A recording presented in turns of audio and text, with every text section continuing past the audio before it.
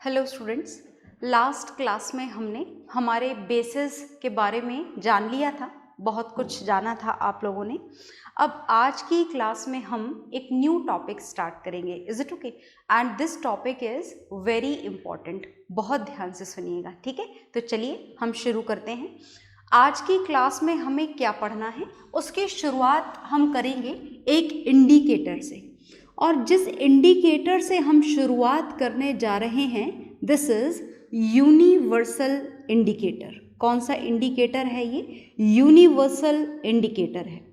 अब देखिए, आपने इंडिकेटर तो पहले भी पढ़े थे, है ना? कुछ नेचुरल इंडिकेटर्स पढ़े थे, कुछ सिंथेटिक इंडिकेटर्स पढ़े थे। पर इंडिकेटर्स आपने देखा था कि किसी एक पर्टिकुलर सब्सटेंस से बने हुए थे। जैसे आपने जाना था कि लिटमस सोल्यूशन जो है वो लिचन के एक्सट्रैक्ट से बनता है। रेड कैबेज जो इंडिकेटर है वो उसी के एक्सट्रैक्ट से बनता है। पर जब बात इस यूनिवर्सल इंडिकेटर की जाए तो universal indicator is a mixture of several indicators. कुछ पर्टिकुलर इंडिकेटर्स का मिक्सचर होता है ये यूनिवर्सल इंडिकेटर। और ये जो यूनिवर्सल इंडिकेटर होता है ये हर एक सोल्यूशन के लिए अलग कलर देता है। वो तो पहले भी देता था, है ना? जैसे आपने देखा था कि ब्लू लिटमस है तो एसिड डालने से रेड हो जाएगा, और रेड लिटमस है तो वो क्या कहते हैं, बेस डालने से ब्लू हो जाएगा। तो ये तो पहले भी जानते थे हम। ये यूनिवर्सल इंडिकेटर पर कुछ खास है। Is it okay? क्यों खास है ये आपको थोड़ी सी देर बाद समझ में आएगा। Is it okay? और इसको पूरा समझने के लिए हम पहले एक और टॉपिक साइमल्टेनियसली स्टार्ट करेंगे, and this is pH value. ये पीएच वैल्यू क्या होती है, बहुत इंपॉर्टेंट है आज की क्लास, बहुत ज़्यादा ध्यान से सुनिएगा। देखिए, ये जो पीएच वैल्यू है, ये पीएच वैल्यू का एक फॉर्मूला होता है। क्या फॉर्मूला होता है? पीएच वैल्यू का फॉर्मूला होता है, सब कुछ नया है आपके लिए इसलिए ज़्यादा ध्यान से सुनना।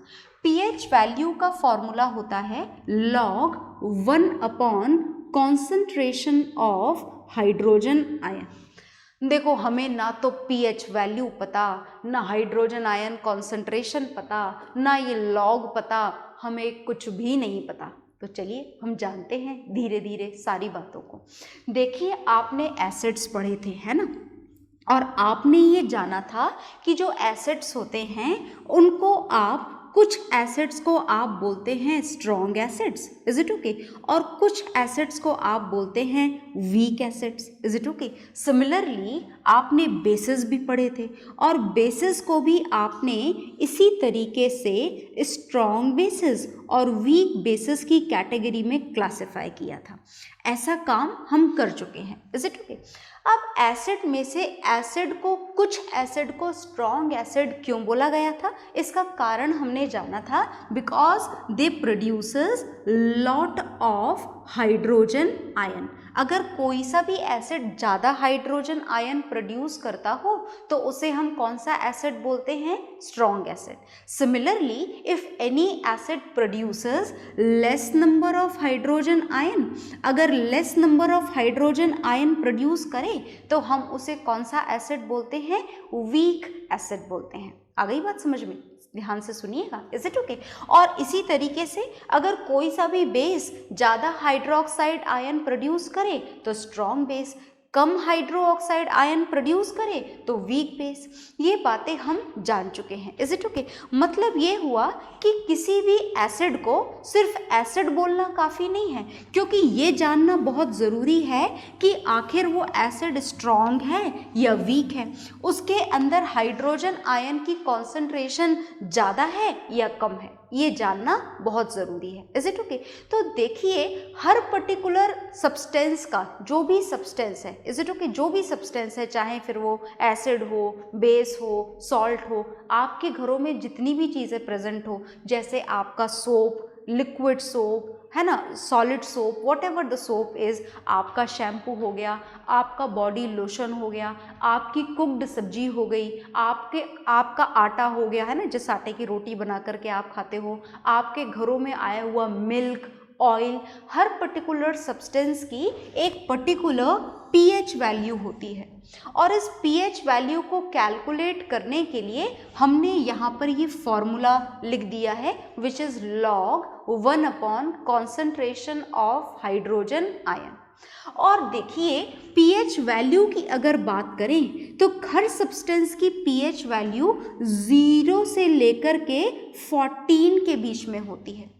मतलब किसी भी सब्सटेंस की, अगर आपको समझ में नहीं आ रहा है तो भी सुनते रहिएगा, till the end of the class आपको सब कुछ समझ में आ जाएगा। Is it okay? बहुत ध्यान से सुनिएगा, सारी टर्म्स हम नई काम में ले रहे हैं इसलिए थोड़ा ज़्यादा ध्यान से सुनिएगा। तो मैंने बोला कि पीएच वैल्यू की स्टार्टिंग कहाँ से होती है? 0 से। कुछ सब्सटेंसेस की पीएच वैल्यू 0 होती है, किसी की 1 होती है, किसी की 2 होती है और ऐसे ही इंक्रीज होते होते किसी की 13 और किसी की 14। Is it okay?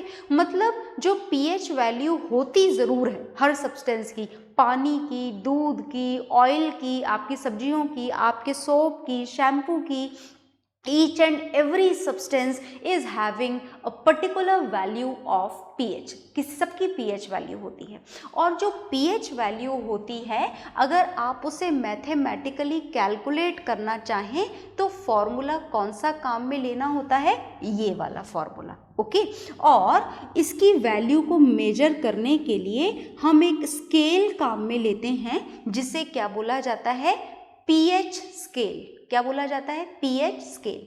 तो मैं pH स्केल आपके सामने यहाँ पर बनाने जा रही हूँ।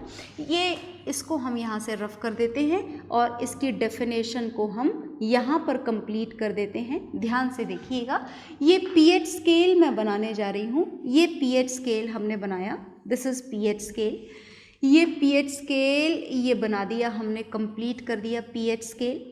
और बहुत ध्यान से सुनिएगा, ये जो pH स्केल है इसके हमने सबसे टॉप पर लिखा 10⁻⁻⁻⁻, उसके नीचे 10⁻⁻⁻1, उसके नीचे 10⁻⁻2 एंड नेक्स्ट 10⁻⁻3, 10⁻⁻4 और ऐसे हमें लिखते जाना है। कहाँ तक लिखते जाना है? 10⁻⁻14 तक लिखते जाना है। और ये क्या लिख रही हैं हम लोग? क्या लिख रहे हैं यहाँ पर? ये 10⁻this 10⁻this है ना, ये इतनी सारी 10 की पावर हम यहाँ पर क्यों लगा रहे हैं? क्या है ये 10 की पावर्स को किसको रिप्रेजेंट कर रहा है? ये हमारा स्केल। बहुत ध्यान से देखिएगा, ये जो आप इसकी ज़रूरत नहीं है हमें बस 10⁻14 तक ही लिखना था।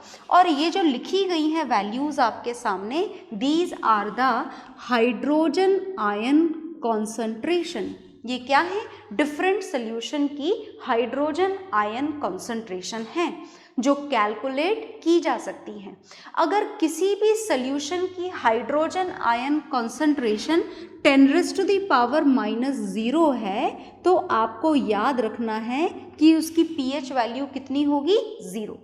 और किसी भी सोल्यूशन की, कोई सा भी सोल्यूशन, जैसे शुगर सोल्यूशन हो गया, सॉल्ट सोल्यूशन हो गया, या फिर हाइड्रोक्लोरिक एसिड का सोल्यूशन हो गया, या फिर ऑरेंज जूस हो गया, या फिर वो लेमनेड हो गया जो आप नींबू पानी बनाकर घर पे पीते हो, what ever the solution is, there is a particular value of hydrogen ion concentration of each and every solution। Her solution की कोई ना कोई हाइड्रोजन आयन कॉन्सेंट्रेशन होती है। Is it okay? और अगर हाइड्रोजन आयन कॉन्सेंट्रेशन किसी भी सोल्यूशन की 10⁻⁻0 हो तो उसकी पीएच वैल्यू कितनी होगी? 0। ये कैसे आई ये मैं आपको अभी समझाऊंगी। हाइड्रोजन आयन कॉन्सेंट्रेशन अगर 10⁻⁻1 हो तो पीएच वैल्यू कितनी होगी? 1। हाइड्रोजन आयन कॉन्सेंट्रेशन 10⁻⁻2 हो तो पीएच वैल्यू कितनी होगी? 2। 10⁻3 हो हाइड्रोजन आयन कॉन्सेंट्रेशन, तो आप इस फॉर्मूले से जब पीएच वैल्यू निकालेंगे तो कितनी आएगी? 3। इसमें 4, इसमें 5, इसमें 6, यहाँ 7, 8, 9, 10, 11, 12, 13 और 14। तो हमको ये समझ में आया कि इस चार्ट के इस पीस को क्या बोला जाता है? इसको पीएच स्केल बोला जाता है। क्या बोला जाता है इसे? PH scale. तो इस पीएच स्केल से हमें समझ में आया, if these are the respective values of hydrogen ion concentration then this will be the value of their particular pH, जो आपने कौन से फॉर्मूले से कैलकुलेट करी है? इस वाले फॉर्मूले से। pH is equal to log 1 upon concentration of hydrogen ion. Is it okay? तो ये वैल्यू हमने कैसे कैलकुलेट करी ये हम थोड़ा सा समझेंगे तो सही, पर थोड़ा बाद में समझेंगे। तो इस यूनिवर्सल इंडिकेटर का क्या रोल है इस pH वैल्यू के साथ में, क्या कनेक्शन है वो भी समझना बाकी है। हम हर बात को समझेंगे, पर पहले ये तो समझे कि इतनी सारी pH वैल्यू। हाँ जी, जैसे मैंने आपको बताया कि आपके पास में सब्सटेंसेस अलग अलग हैं, तो उन हर एक सब्सटेंस की पीएच वैल्यू भी क्या होगी? डिफरेंट। सोप की पीएच वैल्यू अलग होगी, है ना। आपके ऑरेंज जूस की पीएच वैल्यू अलग होगी, आपके लेमनेड की पीएच वैल्यू अलग होगी, डाइल्यूटेड हाइड्रोक्लोरिक एसिड हो तो पीएच वैल्यू अलग, मिल्क की पीएच वैल्यू अलग। मतलब जितनी भी चीजें हैं सबकी पीएच वैल्यू क्या होती है? डिफरेंट। कोइंसिडेंटली किसी की सेम भी हो सकती है, ऐसा नहीं है कि सबकी अलग ही होगी। तो सुनिए जरा ध्यान से कि आखिर इस पीएच वैल्यू का क्या मतलब है। बहुत ध्यान से सुनिएगा। मैंने यहाँ पर ये हाइड्रोजन आयन कंसंट्रेशन लिखी हुई है, और ये बात तो आप बहुत अच्छी तरीके से समझते हो कि जो हाइड्रोजन आयन कंसंट्रेशन है ये ज़्यादा अगर बहुत ज़्यादा हाइड्रोजन आयन किसी भी सल्यूशन के अंदर हो, if the concentration of hydrogen ion is more, तो इसका मतलब क्या है कि that particular solution will act like a strong acid. बिल्कुल ऐसा ही है ना, बिल्कुल ऐसा ही है। और अगर आपसे ये बोला जाए कि if hydrogen ion concentration is less, अगर हाइड्रोजन आयन की कंसंट्रेशन कम है तो एसिड कैसा होगा? तो एसिड कैसा होगा? तो होगा एसिड वीक। बहुत ध्यान से सुनना आप सारी बातों को। Is it okay? है ना। अच्छा, अब अगर मैंने आपसे बोला कि if the concentration of hydrogen ion and hydro oxide ion both are same, जितने हाइड्रोजन आयन है उतने ही अगर हाइड्रो ऑक्साइड आयन भी हों, तो उस कंडीशन में उस सॉल्यूशन के लिए क्या बोलें हम? स्ट्रॉन्ग एसिड बोलें, या वीक एसिड बोलें, या स्ट्रॉन्ग बेस बोलें, या वीक बेस बोलें, या फिर चारों में से कुछ भी नहीं बोलें। चारों में से कुछ भी नहीं बोलें, क्योंकि अगर हाइड्रोजन और हाइड्रोक्साइड आयन दोनों ही बिल्कुल बराबर हैं, है ना, तो उस कंडीशन में वो सॉल्यूशन पता है कैसा होगा? वो सॉल्यूशन होगा न्यूट्रल सॉल्यूशन। कैसा सॉल्यूशन होगा? Neutral solution. Is it okay? और अगर किसी पर्टिकुलर सॉल्यूशन में हाइड्रो ऑक्साइड आयन की कंसंट्रेशन हाइड्रोजन आयन से ज़्यादा हो जाए, है ना, किसकी कंसंट्रेशन ज़्यादा हो जाए?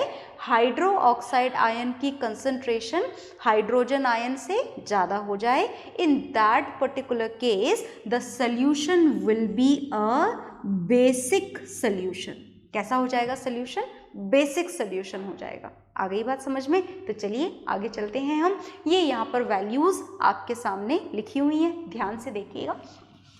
अगर हम बात करें इस 7 नंबर की, बहुत ध्यान से देखना, 7 नंबर की, इस 7 नंबर में हाइड्रोजन आयन कंसंट्रेशन कितनी लिखी हुई है? 10⁻⁻⁷। और अगर मैं आपसे बोलूं कि आप यहाँ पर हाइड्रो ऑक्साइड आयन कंसंट्रेशन भी लिखो, तो वो भी कितनी होती है? 10⁻⁻⁷। कब? जब pH वैल्यू कितनी हो? 7। तो आप समझ गए ना कि अगर किसी भी सॉल्यूशन की pH वैल्यू 7 हो तो 7 कब होती है? 7 तब होती है जब हाइड्रोजन आयन कंसंट्रेशन और हाइड्रो ऑक्साइड आयन कंसंट्रेशन दोनों क्या हो जाती हैं? बराबर। और इसका मतलब ये हुआ कि if any solutions pH value is 7, in that condition the solution will be exactly neutral. It will be neither acidic nor basic. बात समझ में आई। अब अगर pH 7 से आप इधर ऊपर की तरफ जाना शुरू कर दो, है ना, 6 हो जाए pH वैल्यू, 5 हो जाए, 4 हो जाए pH वैल्यू किसी सोल्यूशन की, 3 हो जाए, 2 हो जाए, 1 हो जाए, 0 हो जाए, इज इट ओके। तो आप जरा इधर देखिए, जैसे जैसे आप ऊपर जाते जा रहे हैं हाइड्रोजन आयन कंसंट्रेशन क्या होती जा रही है, इंक्रीज, बढ़ रही है ना। ऐसा तो नहीं है ना आपको लग रहा हो ज़्यादा हो रही है, ज़्यादा नहीं हो रही है, ज़्यादा ही हो रही है क्या, बिल्कुल ज़्यादा ही हो रही है। देखिए यहाँ पर पावर नेगेटिव में है, तो अगर पावर कम हो रही है इसका मतलब वैल्यू क्या हो रही है, इंक्रीज। तो यहाँ पर जैसे जैसे हम नीचे से ऊपर जा रहे हैं हाइड्रोजन आयन कंसंट्रेशन क्या हो रही है, increase. And if hydrogen ion concentration increases, that means acidic behavior also increases. Acidic behavior ऊपर जाते जाते क्या होता जा रहा है, increase होता जा रहा है। मतलब आप समझ गए ना कि अगर किसी सॉल्यूशन की pH वैल्यू 0 होगी तो वो कैसा होगा, strong acid, very strong acid, very harmful, very corrosive. Is it okay. कब, अगर pH वैल्यू कैसी हो, 0। अगर 1 हो तो क्या हो जाएगा, थोड़ा कम हो जाएगा उसका एसिडिक बिहेवियर। अगर 2 हो तो थोड़ा और कम हो जाएगा उसका एसिडिक बिहेवियर। 3 हो जाए तो थोड़ा और कम, 4 हो जाए तो थोड़ा और कम, 5 हो जाए तो थोड़ा और कम। क्या कम हो रहा है, एसिडिक बिहेवियर कम हो रहा है। और 7 तक आते आते तो एसिडिक बिहेवियर क्या हो जाता है, खत्म, बिल्कुल खत्म। तो क्या बेसिक बिहेवियर स्टार्ट हो जाता है, नहीं नहीं नहीं, कोई सा भी बिहेवियर स्टार्ट नहीं होता।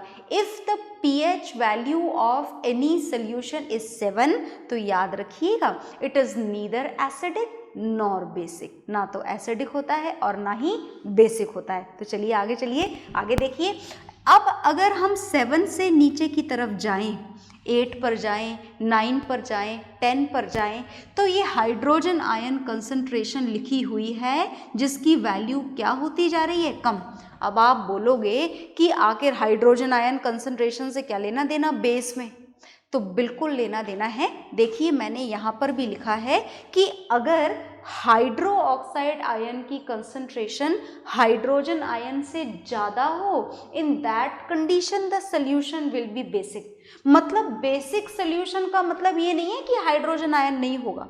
If the solution is basic then also it will have hydrogen ion, but the concentration of hydro oxide ion will be more than the concentration of hydrogen ion। आ गई ना बात समझ में। तो याद रखिएगा कि basic solutions also have hydrogen ion in them. Basic solution में भी क्या होता है, हाइड्रोजन आयन होता तो है, पर हाइड्रो ऑक्साइड आयन की कंसंट्रेशन बेसिक सॉल्यूशन में हाइड्रोजन आयन से ज़्यादा होती है। Is it okay. तो एज वी गो डाउन, है ना, जैसे जैसे आप 7 से नीचे जाओगे हाइड्रोजन आयन कंसंट्रेशन क्या होती हुई हमें दिखाई दे रही है, कम होती हुई, बिल्कुल कम होती हुई दिखाई दे रही है। मतलब कौन सा बिहेवियर इंक्रीज होगा as we go down, basic behaviour क्या हो जाएगा, इंक्रीज हो जाएगा। कौन सा बिहेवियर इंक्रीज हो जाएगा, बेसिक बिहेवियर। आ गई बात समझ में। मतलब अगर हम बात करें 8, 9 की, तो ये वीक बेसिस होंगे, ये मॉडरेट बेसिस होंगे, ये स्ट्रॉन्ग बेसिस होंगे, ये वीक एसिड होंगे, ये थोड़े मॉडरेट एसिड होंगे, ये स्ट्रॉन्ग एसिड होंगे। इज इट ओके, याद रहेगा ना। तो सबसे स्ट्रॉन्गेस्ट एसिड कौन होगा, सबसे स्ट्रॉन्गेस्ट एसिड वो सब्सटेंस होगा जिसकी pH वैल्यू कितनी होगी, 0। और सबसे स्ट्रॉन्गेस्ट बेस कौन सा होगा, सबसे स्ट्रॉन्गेस्ट बेस होगा if it's pH value is 14। अगर pH वैल्यू क्या हो, 14 हो, तो वो क्या होगा, स्ट्रॉन्गेस्ट बेस होगा, सबसे ज़्यादा पावरफुल बेस होगा वो। Is it okay. और pH वैल्यू 7 हो तो बहुत बढ़िया बात है, नीदर एसिडिक नॉर बेसिक। मतलब कैसा बिहेवियर होगा, न्यूट्रल बिहेवियर होगा। कैसा बिहेवियर होगा, न्यूट्रल। अब देखो जानना हमें ये है कि ये हाइड्रोजन आयन कंसंट्रेशन थी और ये pH वैल्यू थी। Is it okay. और हाइड्रोजन आयन कंसंट्रेशन से अगर pH वैल्यू निकालनी हो तो फॉर्मूला आपके सामने लिखा हुआ है। Is it okay? तो इस फॉर्मूले से हम थोड़ी सी कैलकुलेशंस भी सीख ही लेते हैं आखिर, देखिएगा ध्यान से। पर हाँ, उससे पहले ये टेबल आप नोट डाउन कर लीजिए, फिर हम सीखेंगे कि how we have to calculate this pH value with the hydrogen ion concentration. Okay,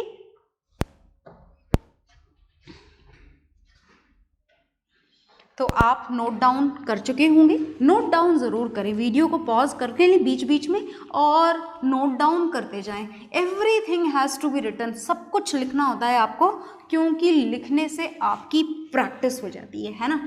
तो खैर, प्रैक्टिस तो आई होप आप कर ही रहे होंगे बहुत बढ़िया तरीके से। हम थोड़ा सा आगे चलते हैं, है ना। हम जानना चाहते हैं कि आखिर pH वैल्यू की कैलकुलेशन कैसे करी, इतने अजीब से फॉर्मूले से जो हमने पहली बार देखा है।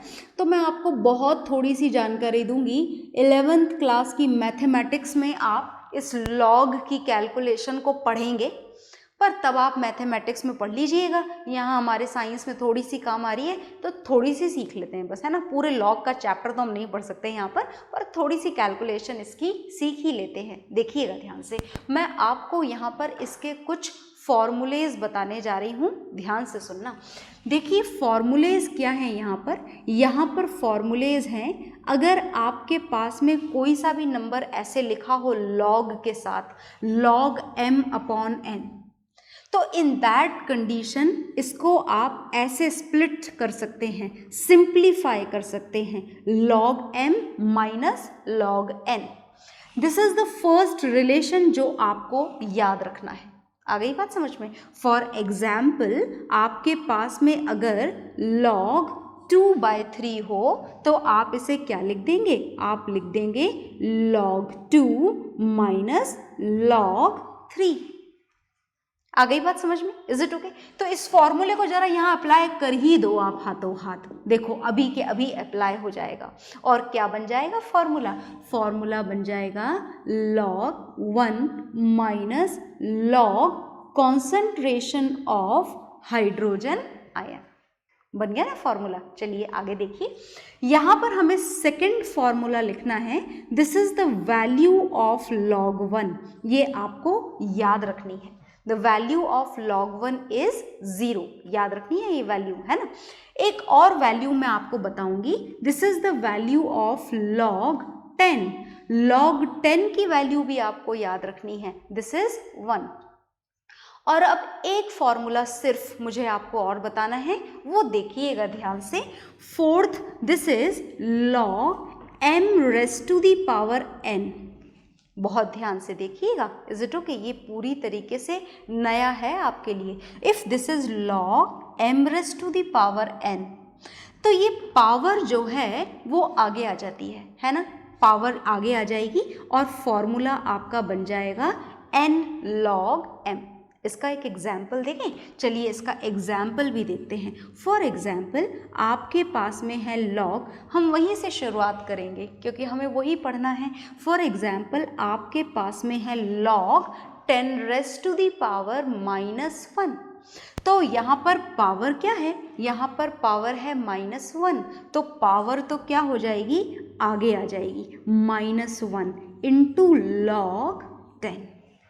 तो ये बड़े सिंपल से कुछ 2-3 फॉर्मूलेज और वैल्यूज़ मैंने आपके सामने लिखी हैं, आप इन्हें नोट डाउन कर लीजिए। ओके,